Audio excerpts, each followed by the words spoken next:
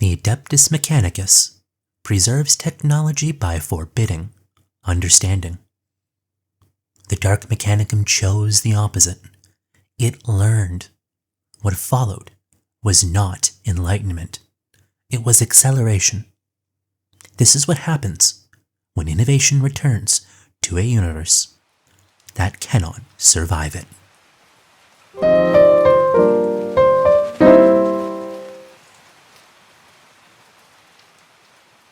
Allow me to welcome you to my channel. This is Nemo Forever, and you are listening to Cog Eternal. The Dark Mechanicum did not begin as a rebellion. It began as a realization.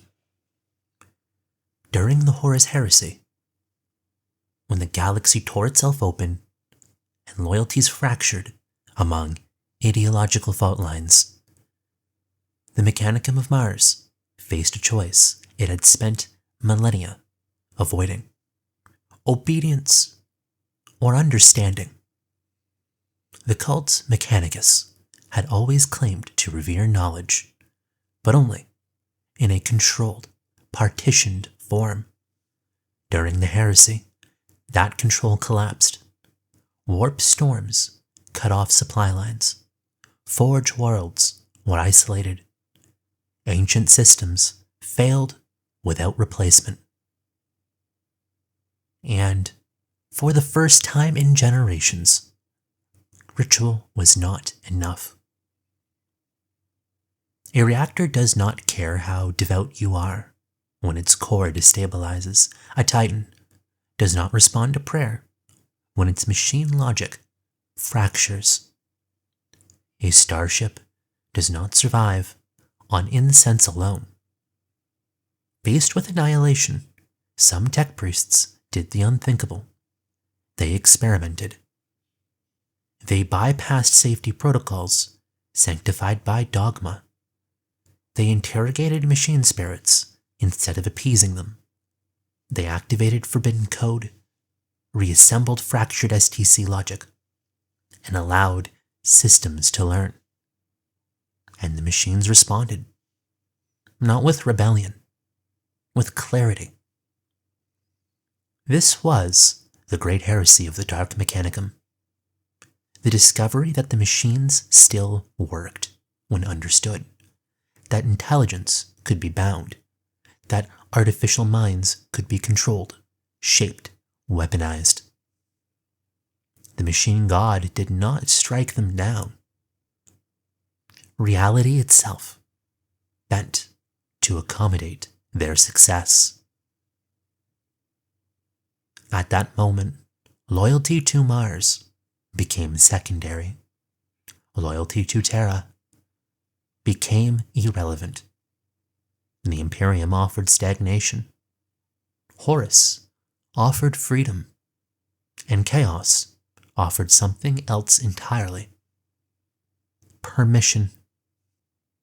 The Adeptus Mechanicus fears technology because it remembers what unrestrained progress once did to humanity. The Dark Mechanicum remembers that too. It simply disagrees with the conclusion. Where Mars saw catastrophe, the Dark Mechanicum saw failure of control. Not that machines were dangerous, but that humanity had been weak, inconsistent, moral. Chaos offered a solution to this problem. The warp does not demand ethical restraint. It does not care about safety margins or long-term stability. It rewards function, efficiency, and results. Demon engines are not accidents. They are design choices. Binding a warp entity into a machine removes unpredictability from both components. The demon gains structure. The machine gains intent. Together, They surpass the limitations of either. This is innovation unshackled from consequence. Forge worlds loyal to the Dark Mechanicum become laboratories. Titans were rebuilt with living cores. Starships learned to hunt. Weapons screamed because screaming improved performance. Failures were not suppressed. They were studied. The Dark Mechanicum did in centuries what the loyal Mechanicus refused to do for millennia. It advanced, but advancement without restraint is not progress. It's escalation.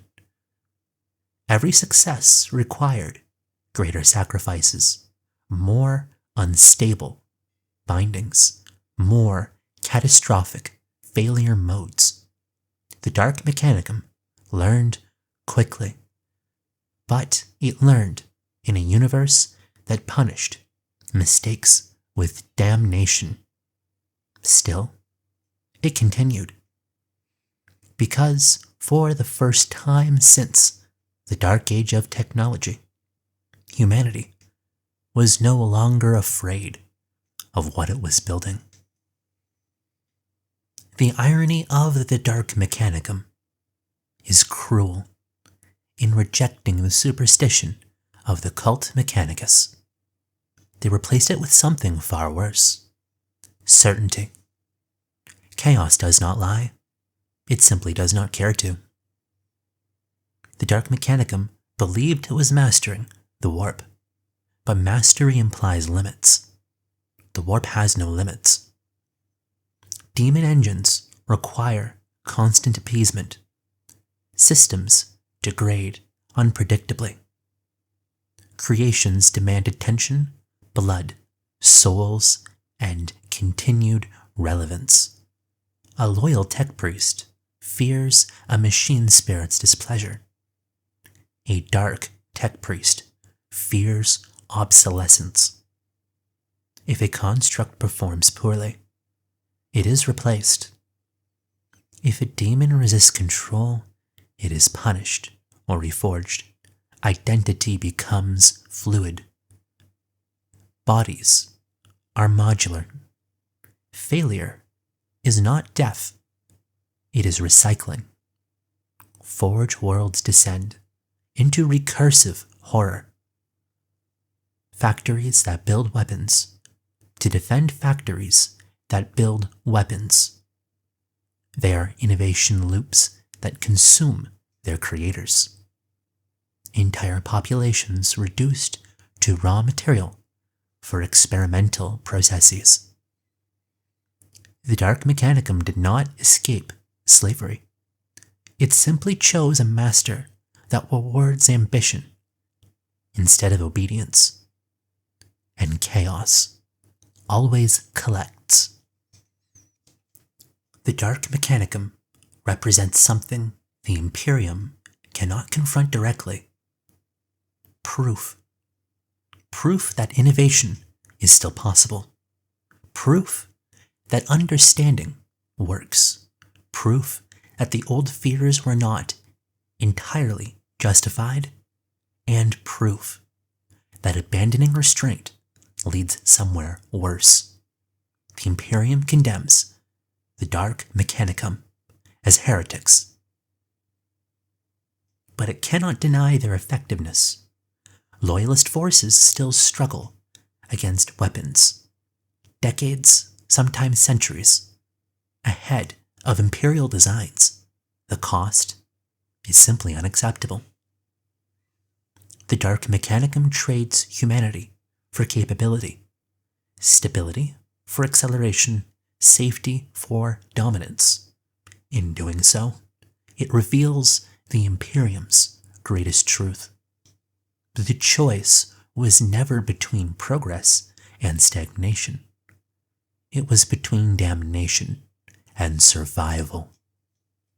The Imperium chose to endure. The Dark Mechanicum chose to know. And in the grim darkness of the far future, both choices lead to ruin, just at different speeds. The Imperium looks at the Dark Mechanicum and sees monsters. It should, but it should also see itself. Because the Dark Mechanicum is not an anomaly. It is the future humanity refused.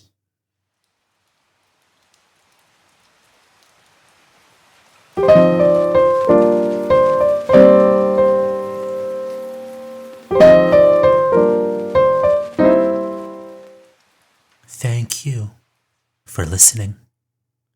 Cog Eternal can be found on YouTube, Spotify, and Rumble. Should you spread the sound, I would appreciate it. Like and quiz the comments and subscribe. If you like this, please consider my neighbors as written in the description.